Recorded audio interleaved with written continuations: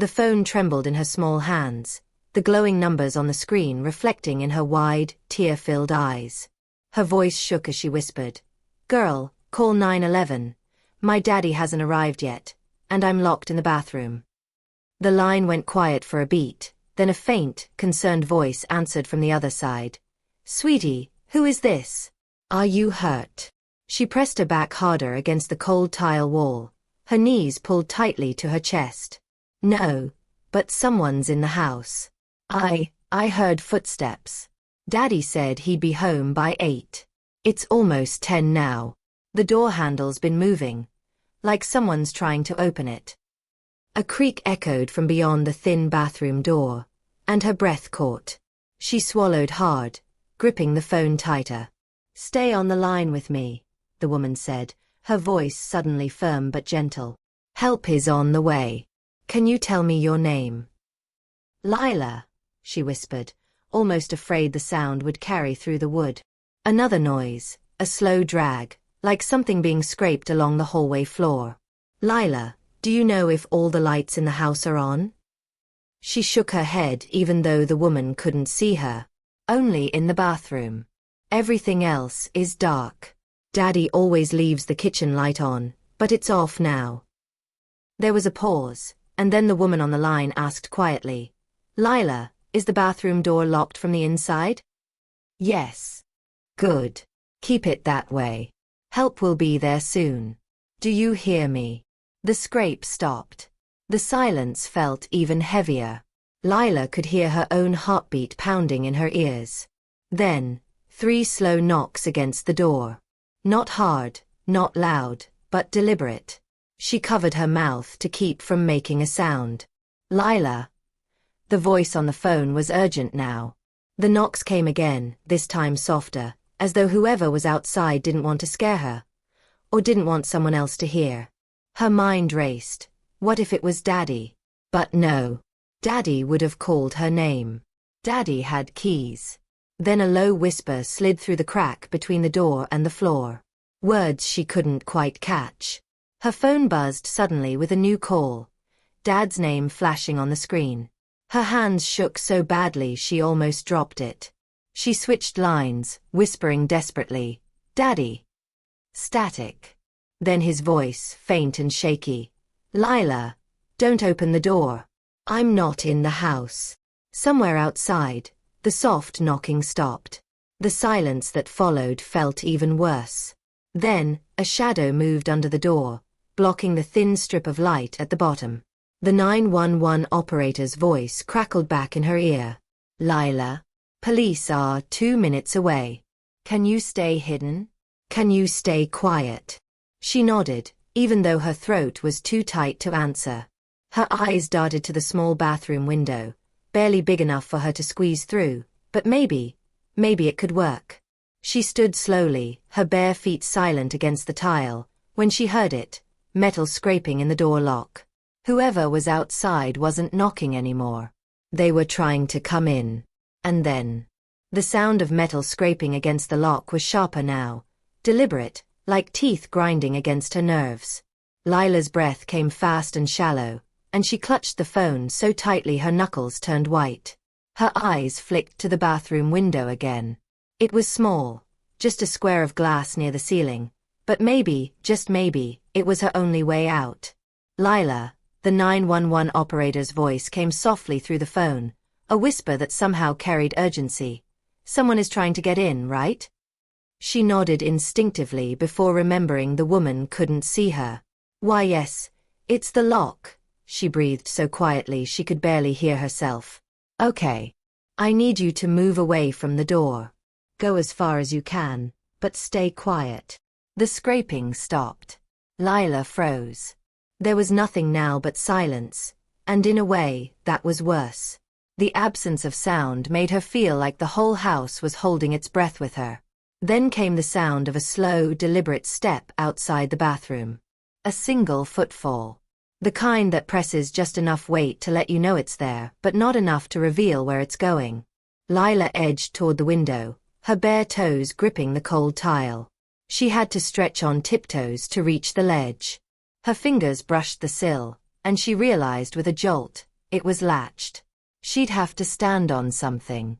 Her eyes darted around the room. The little laundry basket in the corner wouldn't hold her weight. The sink was too far to climb safely. Then she saw it, the closed toilet lid. It might creak, it might even wobble, but it was the only option. She put the phone on speaker, setting it carefully on the counter so she could still hear the operator's voice. "Lila, are you still there?" "I'm here," she whispered, climbing onto the lid. The plastic shifted beneath her, making a faint squeak. From outside the door came the sound of breath. Slow, deep, and close. It wasn't the kind of breath you hear from someone walking by. It was the kind you hear from someone listening. Her hands trembled as she reached for the latch on the window. Her fingertips found the cold metal, and she pushed, harder than she thought she'd need to. It gave with a tiny click, louder than she wanted, and the whispering breath outside the door stopped instantly. Then came a knock. Just one. A single, solid knock, like a judge bringing down a gavel. The operator's voice cut in urgently. "Lila, what was that? Are they at the door?" She didn't answer. She didn't want whoever was outside to know she was speaking. Instead, she pushed the window open as quietly as she could, wincing at the faint squeal of the hinges. The cold night air rushed in, smelling faintly of rain and something else, something metallic. She gripped the sill, trying to figure out if she could squeeze through. Then, without warning, the doorknob rattled violently. Not just once, but over and over, as though the person outside had lost patience. The pounding in her chest matched the shaking of the handle. "Lila, police are pulling up to your street." The operator's voice was sharp now. "Stay calm. Stay hidden. Do not make a sound." But it was too late for silence. The rattling turned into banging. Heavy, hard, like the door might splinter at any second. Lila's hands scrambled against the sill as she tried to pull herself up. Her elbows scraped against the frame, her knees pressing painfully into the wall as she struggled to push her small body through the opening. A loud crack split the air. The wood in the bathroom doorframe had given way, just enough for the door to shift in its hinges. She could hear the sound of it, wood fibers snapping one by one under pressure. The operator's voice was saying something, but it was drowned out by the chaos. Her heart was a drum in her ears. She kicked against the wall, forcing herself higher. Her shoulders barely cleared the frame when she glanced down, and froze. A hand. Long fingers, pale in the dim light, snaked through the widening gap in the door. They reached blindly at first, then flattened against the inside, feeling for the lock. She gasped without meaning to, and the fingers jerked upward as though they'd heard her. They pressed against the latch, jiggling it in short, violent motions. Her instinct screamed at her to get out, now. She shoved her head through the window, her hair catching on the frame. The rough wood tore at her scalp, but she didn't care. She twisted her body, pulling one arm through, then the other. Behind her, the sound of the door being kicked grew louder, closer to giving way completely. She could hear the lock straining. Her legs followed, but the waistband of her pajama pants caught on the frame. She kicked hard, tearing the fabric, and tumbled out into the cold night, hitting the wet grass below with a muffled thud. She scrambled to her feet just as she heard the bathroom door burst open inside the house. The back porch light suddenly flared on. She froze, thinking maybe the police had arrived, but the silhouette that stepped into the doorway wasn't wearing a uniform. Tall, broad-shouldered, and still. The figure didn't move at first. Then, slowly, it stepped forward, descending the back steps one at a time. Lila's mind screamed run, but her legs were locked in place. The figure's steps were slow, almost deliberate, like it knew she wouldn't get far. A flash of red and blue reflected off the wet grass. Somewhere out front, tires squealed on the pavement. The figure stopped mid-step, its head turning toward the sound of the sirens. Then, with a sudden, jerking movement, it bolted into the darkness at the side of the house. Lila gasped, her legs unlocking at last. She ran toward the flashing lights, barefoot, the grass cold and slippery under her feet. 2 police officers were already sprinting toward her. One dropped to his knees, catching her before she collapsed. "You're safe now. You're safe," he said, though his eyes kept scanning the shadows. The other officer shouted into his radio, his voice clipped and tense. Suspect fled on foot, heading east. Tall male, unknown clothing, possible forced entry, possibly armed. Her breath came in ragged bursts. He was in the house. He tried to get into the bathroom. "We've got you," the first officer said, guiding her toward the patrol car. But she glanced back once, just once, toward the corner of the house where the figure had disappeared. And in that brief, stolen look, she thought she saw him again.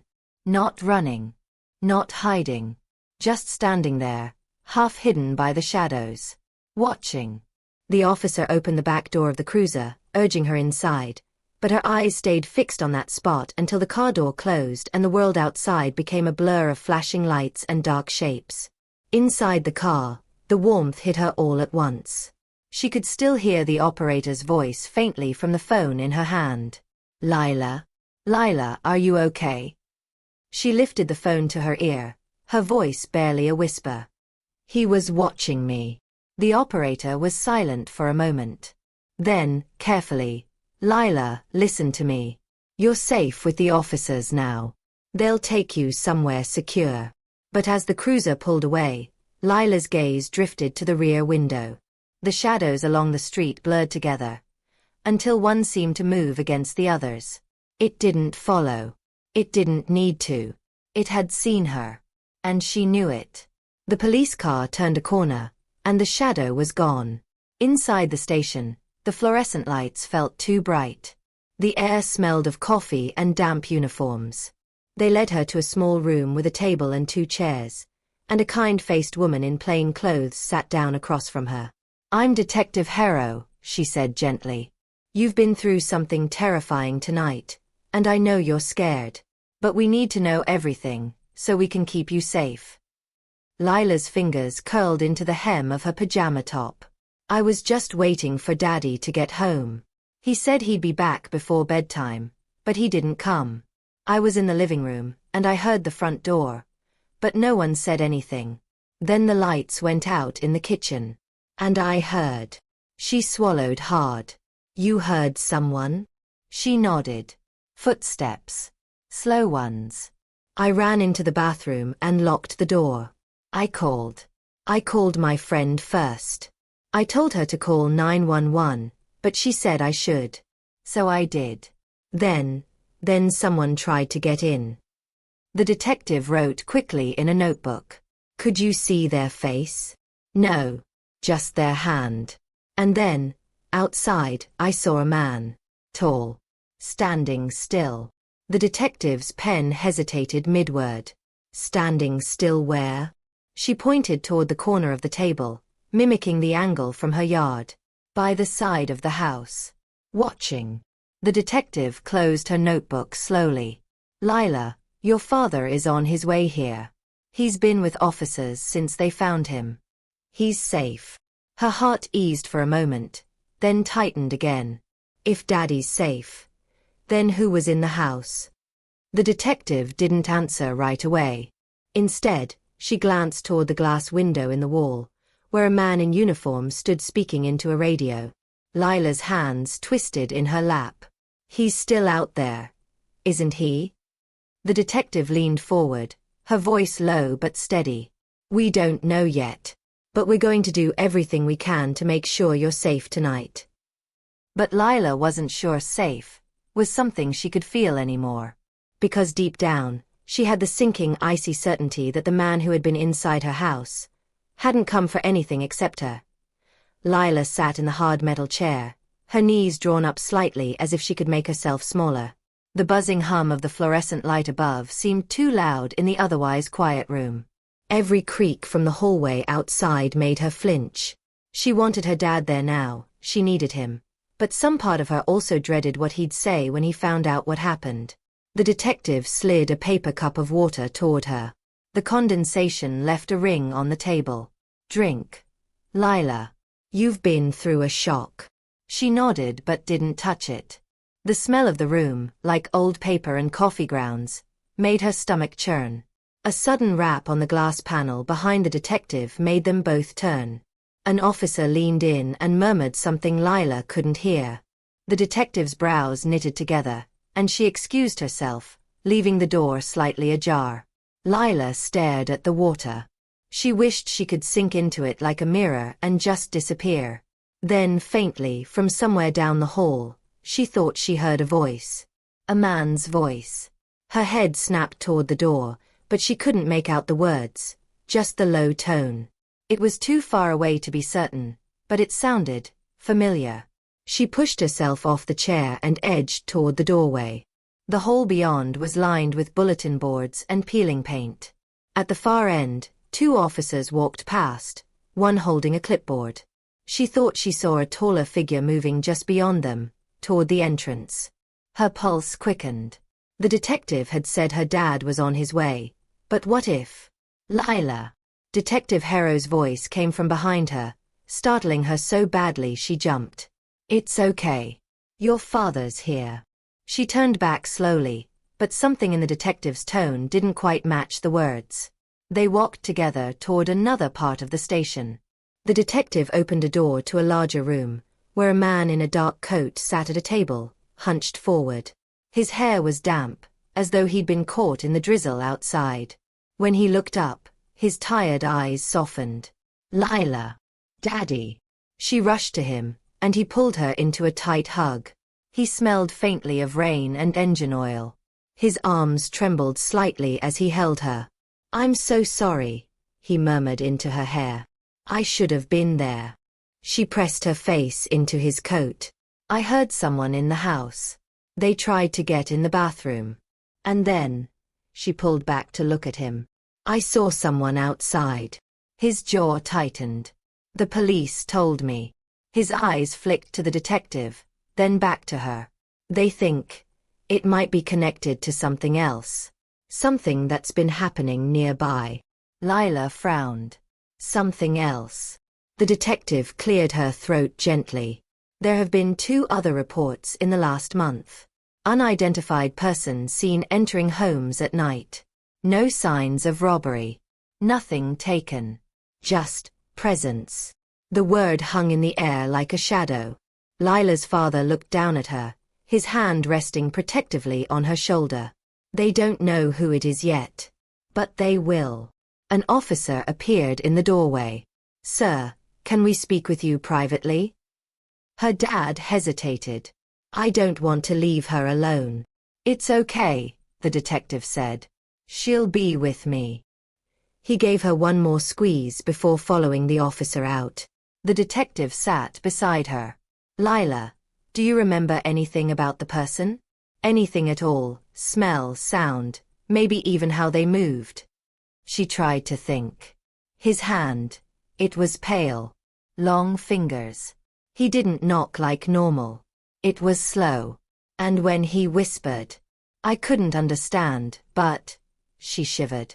It felt like he already knew me. The detective's pen hovered over her notepad. Knew you how? Lila shook her head. I don't know. Just, not like a stranger.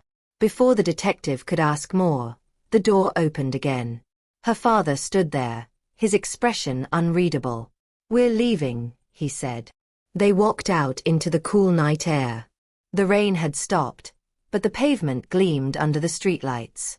2 police cars idled nearby, their radios murmuring faint chatter. Her dad unlocked his truck and helped her in. As they drove away, she glanced back at the station. A figure stood near the side entrance, barely visible in the dim light.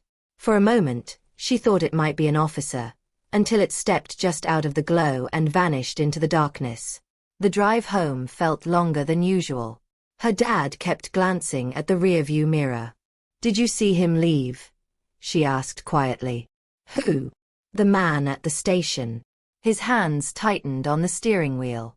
Stay away from the windows when we get home, he said instead of answering. When they pulled into their driveway, Lila's stomach knotted. The house was still dark except for the porch light. She remembered the way the bathroom door had splintered, the sound of it cracking under pressure. Inside, her dad checked each room, turning on the lights, looking into closets, even under the beds. "It's clear," he finally said, though his tone didn't sound convinced. She followed him into the kitchen. The clock on the wall ticked softly. "Daddy, why did the detective say it might be connected to other houses?" He leaned against the counter, staring at the floor. "Because it's not the first time something like this has happened. But it's the first time, with you." Her heart skipped. "What do you mean?" He didn't answer right away. "Go change into something warm. We'll talk tomorrow." She wanted to protest, but the weight in his voice stopped her. She went to her room, shutting the door softly behind her. The faint hum of the heater filled the silence. She sat on the edge of her bed, hugging her knees. Through her window, she could see the edge of the streetlights glow. The night beyond was thick and dark. And then, just as she was about to pull the curtains closed, she saw it, movement. A shape, just at the edge of the light. Tall. Still. Watching. Her breath caught, and she stumbled back from the window. Her dad's voice called from down the hall. "Lila? You okay?" She hesitated. "Why, yeah," she lied. But when she glanced back at the glass, the shadow was gone. "Would you like me to keep going into the next sequence of events inside the house and build toward the full 4,000-word continuation in this same tense, cinematic style? That way I can maintain the pace without breaking immersion." Lila stood there for a long moment, the thin curtain between her fingers, heart thudding against her ribs. The window pane held the faint ghost of her own reflection, but it felt like something was staring back from the darkness beyond. She let the curtain fall, shrouding the glass, and turned toward the door. Her legs felt heavy, like she was moving through water. She didn't want to be alone in her room. Not tonight. Maybe not ever again. Padding down the hallway, she found her father in the living room. He had turned off the TV but left the lamp on, sitting in the armchair with one hand rubbing his jaw. He looked up quickly when she entered. "Couldn't sleep." She shook her head. "Can I stay out here with you?" His eyes softened. "Of course." He reached for the blanket draped over the couch and handed it to her. She wrapped herself in it and curled into the far corner of the couch.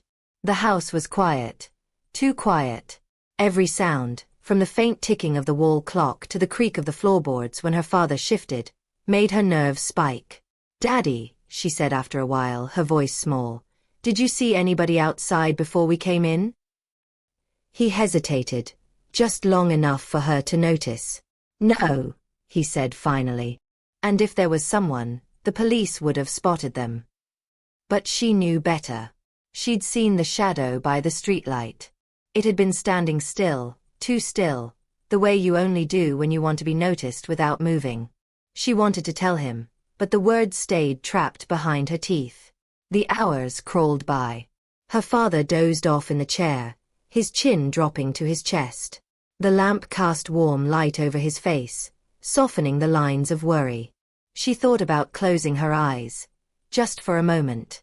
But then, something tapped against the front window. It was faint, a sound that could have been anything. A branch. A bird. But it came again. And again. 3 taps. Perfectly spaced. Her eyes darted toward the glass. The curtain was drawn, but the fabric swayed slightly, as though disturbed by air from outside. She sat frozen, her breath shallow. The tapping stopped, replaced by a faint scraping. It traveled slowly across the glass, like a fingertip dragging along the surface. "Daddy," she whispered, but he didn't stir. She glanced toward him, debating whether to shake him awake. The scraping paused. Then a shadow passed over the curtain, tall, broad at the shoulders. Her stomach flipped. She slid off the couch, moving as quietly as she could. Her feet sank into the carpet, muffling her steps. She reached her father's chair and shook his arm gently. "Daddy, there's someone." The sound of footsteps on the porch cut her off. Slow, deliberate. Her father's eyes snapped open. He didn't speak, He simply put a finger to his lips and reached toward the side table, where his phone lay. He dialed quickly, his voice low as he spoke to whoever answered. Another step creaked on the porch. Then the faint sound of metal against metal. The doorknob. Her father set the phone down and motioned for her to move toward the hallway. She obeyed, slipping into the shadows, her heart hammering so loudly she was sure it could be heard. The doorknob rattled once, twice. Then silence. Her father's gaze stayed locked on the door. Minutes stretched like hours. Then came the knock. 3 slow, deliberate knocks. Lila clamped a hand over her mouth to keep from crying out. From outside, a man's voice spoke, low but clear enough to carry through the wood. Lila. Her skin prickled all over. Her father stepped forward. Who is this? His voice was sharp. No answer. The porch groaned faintly, as though someone was shifting their weight. Then the voice came again, closer this time. You left the window open. Lila's blood ran cold. She hadn't left any window open. Her father's phone lit up, a text from an unknown number. He glanced at it and his jaw tightened. Go to your room, he said without looking at her. She didn't move. Daddy. Now. His tone left no room for argument. She backed away, retreating down the hall. In her room, she closed the door but left it unlocked. Somehow, locking it felt dangerous. She sat on the floor, back against the bed, clutching the blanket. Through the thin walls, she could hear her father speaking in low, urgent tones. Then the faintest sound of the door opening. She strained to hear, but the voices were too soft. After a minute, the door closed again, and footsteps moved through the house. Her father's, she thought. Then silence. She waited for him to come tell her it was safe, but he didn't. The silence stretched, heavy and unnatural. Finally, she couldn't take it anymore. She crept to her door and opened it a crack. The hallway was empty, the lamp in the living room still glowing. Daddy, she whispered. No answer. She stepped into the hall, every nerve on edge. The living room looked exactly as it had before, except her father wasn't there. Her gaze fell on the front door. The chain lock was still in place, the deadbolt turned. But the doormat was damp, as though someone had stepped on it with wet shoes. She turned toward the kitchen, and that's when she saw it, something small on the counter.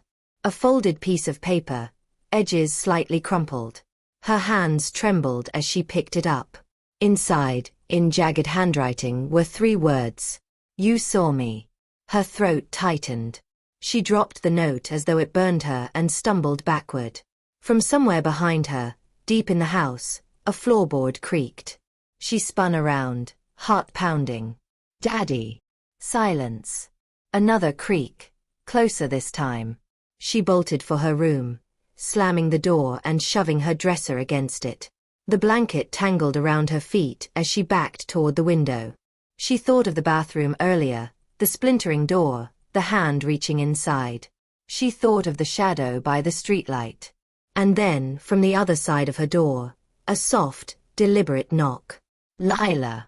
The voice was exactly the same as before. I can keep pushing forward in this exact creeping tense style until we hit the full 4,000 word mark if you want me to keep going right now without pausing. I'll keep the pacing cinematic and avoid ending the story. The sound was wrong. Not loud, not demanding. Soft enough that it could almost be mistaken for a friendly tap, except for the way it carried in the stillness. The syllables of her name seemed to slither through the wood, curling around her bones. Her throat tightened, and she pressed herself flat against the wall beside the window, clutching the blanket to her chest. She wanted to scream for her father, but something in the way the voice spoke her name told her that wouldn't help. The knock came again, slightly harder this time. Lila. Her breathing was loud in her ears. She could hear her heartbeat, sharp and fast, and every beat seemed to tell her to move. She scanned the room, her eyes darting from the dresser blocking the door to the window behind her. The window was her only way out, but the thought of stepping into the night and finding him there, waiting, was almost worse than staying. The voice changed, just a little low and coaxing now. "You can open the door. I just want to talk to you." She bit down on her lips so hard she tasted metal. No. If she answered, if she made a sound, she was sure he'd hear exactly where she was standing. The doorknob rattled. Slowly at first, then more insistently. The dresser shivered against the push, and she backed toward the window in tiny steps. A faint thump came from outside the house. Near the front, maybe the porch. Her eyes darted to the window, straining to hear over the pounding of her own pulse. Then, in a strange, surreal moment, her phone buzzed in her hand. She nearly dropped it. Unknown number. No text. Just a call. She answered in the smallest whisper she could manage. "Hello." Silence. Then, breathing. Slow, steady. Too close. Her hand shook as she ended the call, shoving the phone into her pocket. She turned to the window, fingers fumbling with the latch. The wood frame was old, swollen from rain, and it groaned softly as she tried to push it open. From the hall, the sound of footsteps retreated. Not toward the front door, deeper into the house. Her mind raced. Where's Daddy? The window gave way at last, opening enough for her to squeeze through. Cold air rushed in, and with it the smell of damp leaves. She climbed onto the sill, half in, half out, glancing toward the backyard. It was dark, the kind of dark that feels like it has weight. She slipped one leg out, then the other, landing softly on the grass. For a moment, she thought she might be safe. Then a shape shifted at the far end of the yard. Tall. Motionless. Her breath caught. She couldn't see his face, but she knew. She dropped to a crouch behind the hedges, forcing herself not to make a sound. Her bare feet were already numb from the cold, the damp earth clinging to her skin. The figure didn't move, but she had the unsettling feeling he was waiting for her to run. A faint light spilled from the side of the house, her father's flashlight beam, sweeping across the lawn. "Lila." His voice was sharp, panicked. She hesitated. The figure didn't move. "Lila now." She bolted, sprinting toward the light. Her feet slipped in the grass, but she kept going until her father's arm caught her, pulling her behind him. "What are you doing out here?" His voice was rough, angry and afraid all at once. "There was someone." "I know," he cut in. His eyes flicked to the yard. "Get inside." They rushed into the house, locking the door behind them. He kept the flashlight in his hand, scanning the windows, the corners, the shadows. "Daddy," she whispered. "Why does he keep saying my name?" He didn't answer right away. His jaw worked, and he finally said, "Because he's not just some random man." Her stomach twisted. Then who? A knock interrupted her. Not from the front door this time. From the kitchen window. 3 slow taps. Her father stepped toward the kitchen, motioning for her to stay back. She didn't listen. She crept after him, peering around the doorway just as he reached the counter. The curtain over the sink window swayed faintly, though no wind touched it. Then, fingers curled over the top of the glass from the outside. Long, pale fingers. Her father lunged forward, slamming the curtain closed. The sound of footsteps retreating through the wet grass followed, fading into the night. He turned to her, his face pale. "We're leaving. Now." They moved fast, grabbing only what they could carry, coats and her backpack. He kept the flashlight aimed ahead as they made for the truck.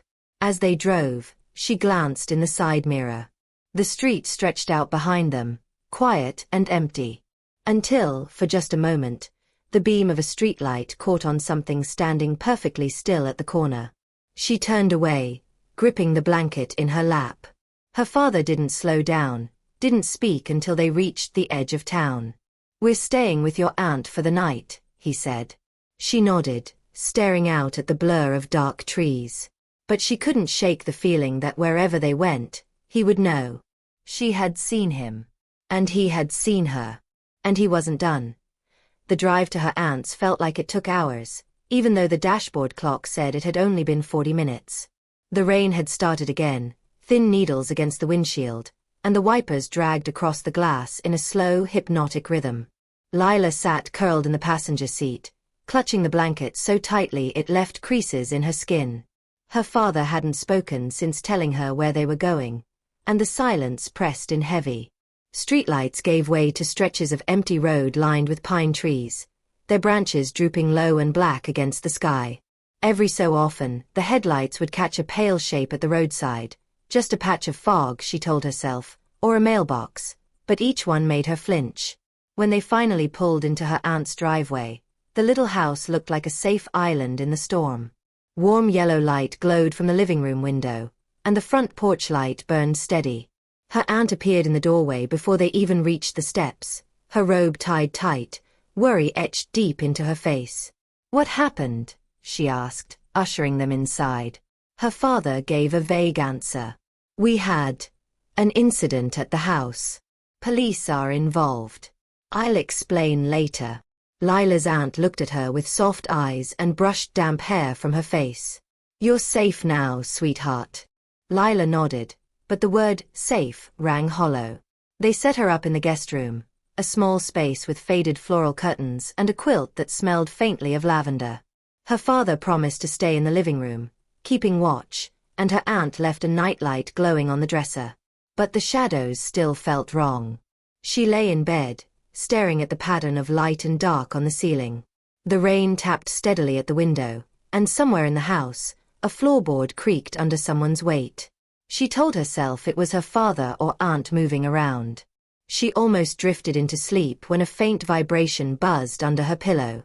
Her phone. She pulled it out, squinting at the screen. Unknown number. One new text. "You left the light on." Her breath froze. She turned toward the nightlight on the dresser. It glowed softly, the same as before. Another buzz. "I can see you." She sat bolt upright, scanning the room. The window was covered, but the thin fabric of the curtains seemed suddenly too sheer, too easy to see through. She backed away from it, clutching the blanket. The phone buzzed again, and this time she didn't want to look, but her eyes betrayed her. "Don't wake them." Her pulse pounded in her ears. She set the phone down like it might explode and grabbed her pillow, retreating to the far corner of the bed. Minutes passed. Or maybe seconds. Time felt strange. Then, just barely, she heard it. Tap. Pause. Tap. Tap. Her eyes went to the window, dread settling heavy in her stomach. The sound came again, soft but deliberate, like fingertips testing the glass. She slid off the bed and crept to the door, easing it open. The hall was dark, only a faint light from the living room spilling across the floor. She could see her father's silhouette in the armchair, head tilted as though listening. When she stepped into the hallway, his head snapped toward her. "Back in bed," he said quietly. "There's someone." "I know." His tone was flat, but there was something under it. Fear. He stood, crossing the room in 2 strides, and pulled her into the kitchen. "We're not going to the window. We're not opening the door. Do you understand?" She nodded, shivering. Then her aunt's voice floated in from the bedroom. "What's going on?" Before her father could answer, the porch light flickered. Once. Twice. Then went out completely. The kitchen sank into shadow. Her father grabbed the flashlight from the counter and flicked it on.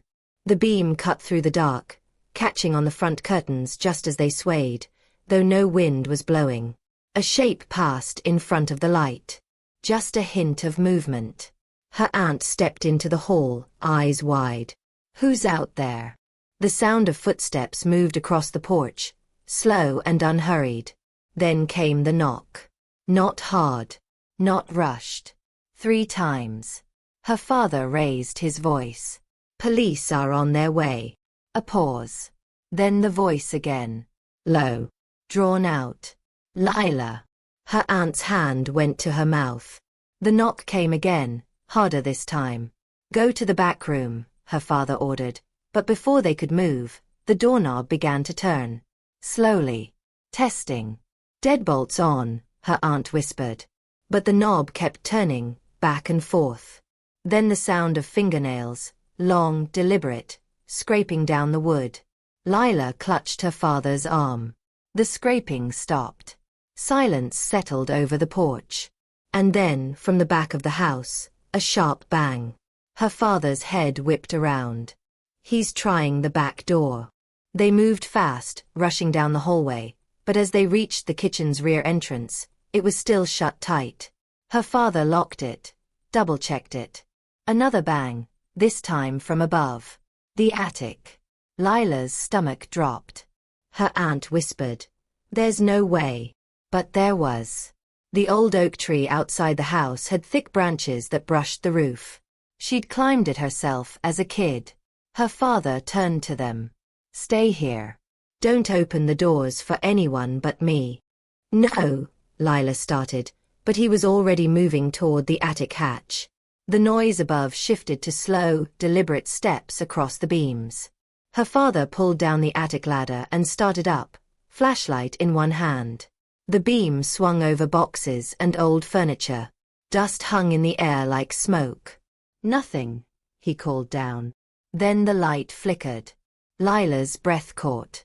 She saw it just for a second, a tall shadow slipping behind the stacks of boxes at the far end. Her father swung the beam toward it, but the corner was empty. "Stay there," he said sharply. She didn't listen. She climbed up 2 rungs, peering over the edge. Something moved again, this time behind him. "Daddy!" she shouted. He spun around. The flashlight went out. The attic went dark. The dark in the attic was absolute, the kind of black that seemed to press against the eyes, swallowing even the memory of light. The air was thick with dust and the faint smell of something metallic, old nails, old wood, or something far less innocent. "Daddy!" Lila's voice trembled as she clung to the ladder. There was no answer. Only the sound of movement. Too close, too soft. Not the cautious shuffle of her father, but the deliberate, patient steps of someone who had already been here far too long. She froze. Every muscle locked. She could feel the weight of unseen eyes, the way you can sense when someone is staring before you even look. Then, a voice slid out from the dark. "You're good at hiding." It was right there, inches from where her father should have been. Her breath caught in her throat. She wanted to scream, to climb down, to slam the attic hatch shut, but her legs wouldn't obey. The beam of the flashlight sputtered back to life, cutting a jagged slash through the shadows. Her father stood in the middle of the attic, breathing hard, his knuckles white around the handle. His eyes darted past her to the ladder. Down. Now. She didn't argue. She climbed down so fast she nearly missed a rung, dropping the last 2 feet and stumbling into her aunt's arms. From above came the sound of someone, shifting through the boxes. Then the flashlight beam swept wildly, and her father's voice roared, "Get out of my house!" A low chuckle answered him, curling through the air like smoke. The ladder rattled. Her father came down hard, yanking the hatch shut and locking it. "We're leaving," he said, his voice shaking. Her aunt didn't even grab her coat. They ran through the front door, into the cold night, toward the truck. The rain had eased into a mist, the kind that clung to hair and skin like icy fingers. They piled in, and her father started the engine with a growl. The tires splashed through puddles as they tore down the street. Lila twisted in her seat, watching the house grow smaller in the distance. In the attic window, faint, barely lit, she swore she saw movement. Just a shift of shadow, too fluid to be the wind. Her father didn't slow down until they reached the highway. "We're not going back there," he said flatly. "Ever." "Then where?" her aunt started. He cut her off. "Somewhere safe. Somewhere he can't follow." But Lila didn't say what was clawing at her mind. "He already knows where we are." They drove for hours, the landscape changing from rain-slick streets to empty rural roads. The truck's headlights carved tunnels through the dark. Lila's eyes burned, but she couldn't close them. Every time she blinked, she saw him, standing in the yard, at the window, in the attic. It was near dawn when her father pulled into a narrow gravel lane leading to a cabin half hidden among the trees. "Friend of mine owns this," he said. "Empty. No neighbors for miles." The air smelled of pine and damp earth. The cabin's single light bulb flickered as they stepped inside. It was simple, 2 rooms, a wood stove, and a small kitchen, but it felt solid. Safe, at least for now. They locked every door, shut every curtain. Her father kept the flashlight and a heavy wrench within arm's reach. For the first time since the night began, Lila felt the tightness in her chest ease. She curled up on the couch under a blanket, listening to the faint crackle of the wood stove. Sleep came slowly. She woke hours later to silence. Pale morning light leaked through the curtains. Her father sat at the table, staring at his phone. Her aunt was making tea, moving quietly. "Any news?" her aunt asked. He shook his head. Police searched the house. No sign of forced entry in the attic. No fingerprints. Nothing. Lila swallowed. "That's because he doesn't need to break in. He's already inside." They both looked at her. Her father's jaw clenched. "We're not talking about this right now." But she couldn't stop. "He knew my name before he saw me. He knew about the window. He knew we left the light on. How does he know unless—" A thud outside cut her off. They all froze. It came again. Not loud, but close. Her father grabbed the wrench and stepped toward the door. He opened it a crack, peering out. Nothing. Just the trees, swaying slightly in the morning breeze. Then a voice, distant but unmistakable, drifted from the woods. "Lila." Her father slammed the door. "He followed us." Her aunt's face went pale. "How?" "We drove for hours." "I don't know," he snapped. "But he's here." The voice came again, closer. "You can't hide forever." Lila's hands shook. "Daddy, he's not going to stop." Her father looked at her, and in his eyes she saw something she'd never seen before. Fear edged with desperation. "Then we make him stop." They pulled the heavy wooden table across the door, barricading it. Her aunt moved to the window, peering out between the curtains. "I don't see him." The voice was right outside now. "Let me in, Lila. You know me." Her blood turned cold. "No, I don't." "Yes, you do." The tone shifted, soft, coaxing. "Think. Remember." Her father gripped the wrench so hard his knuckles cracked. "He's trying to mess with you. Don't listen." A shadow passed over the window. The faintest outline of a face pressed against the glass. Her aunt gasped and stumbled back. The wood stove hissed as the fire inside died down. The air seemed to grow colder. Then came the scratching. Not at the door this time, but from the roof.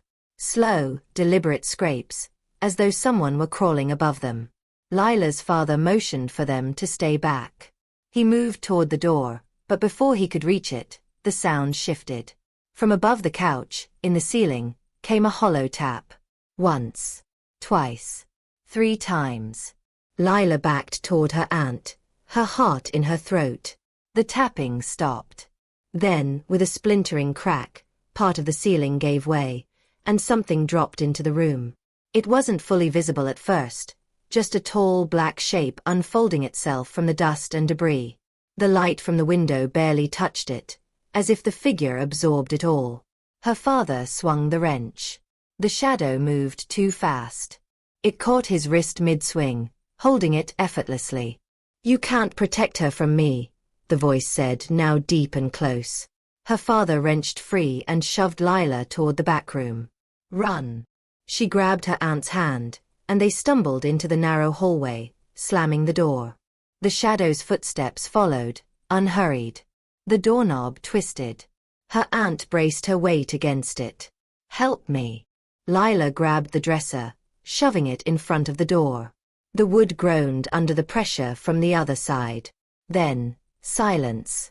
Her aunt's breathing was loud in the stillness. "Did he?" A whisper came from behind them. "Lila." They spun. The back window was open. And in the pale daylight, framed by the trees, he stood. His face was finally visible. Sharp features, eyes too dark, a smile that didn't touch them. There was no mask, no monster's visage. Just a man. Ordinary, and that was somehow worse. "I told you," he said, stepping closer. "You know me." Her aunt grabbed the nearest thing, a lamp, and hurled it at him. It shattered, and in the moment he flinched, Lila bolted past him into the trees. Branches whipped at her face. Roots caught her feet. Behind her, footsteps followed, steady and certain. She didn't look back. She couldn't. She just ran until the trees thinned and the road appeared ahead. A car approached, a police cruiser. She stumbled into the road, waving her arms. The car screeched to a stop, and 2 officers jumped out. One grabbed her, pulling her behind him, while the other drew his weapon. "Hands where I can see them." From the trees, the man emerged, calm as if taking a morning walk. He raised his hands slowly, that same smile fixed on his face. "Evening, officers," he said. They cuffed him, reading his rights, but his eyes never left Lila's. Not when they pushed him into the car. Not when they drove him away. Her father and aunt came running moments later, breathless. She collapsed into their arms, her chest heaving. The officers promised he'd be locked away, that he wouldn't bother her again. But Lila knew better. Because as the cruiser turned the corner, she saw him tilt his head just slightly, lips forming words she couldn't hear but didn't need to. "This isn't over." And deep down, she knew it was true. Because he didn't need a house, a yard, or even a shadow to find her. He already lived in the space between her heartbeat and her breath. And that space was always with her.